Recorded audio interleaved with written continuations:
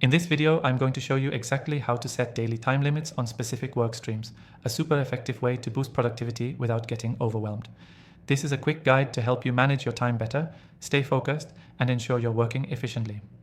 If you're someone who feels like your day gets hijacked by endless tasks and work streams, this video will teach you how to stop that.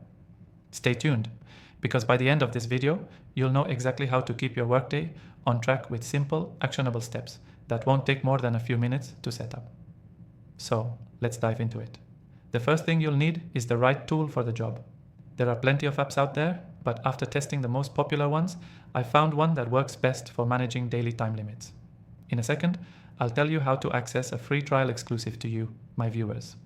Let's talk about setting your daily time limits on specific work streams. Most productivity software allows you to break your day into distinct categories or tasks, which is essential for this process. First, open the software and go to the section where you can create or manage tasks. Whether it's project management, time tracking, or task setting, you'll usually find options to group your tasks into categories or work streams. Now, set the time you want to allocate to each work stream. For example, you might want to set 2 hours for marketing, 1 hour for client meetings, and 30 minutes for admin work. The key here is to be realistic about how long each task will actually take. Avoid overloading any work stream with too much time. The goal is to keep things manageable and productive.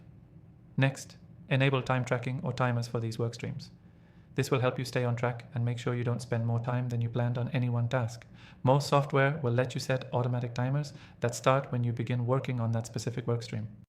That way you can focus on the task at hand without worrying about the clock. As you work through your day, check your progress. You'll be able to see if you're on pace with the time limits you've set or if you need to adjust them. It's important to be flexible here. The goal isn't to feel like you're chained to the clock, but to ensure you're staying focused on what matters. Also, don't forget to review your day at the end. Some apps allow you to get insights on where your time went, which is helpful to improve for the next day.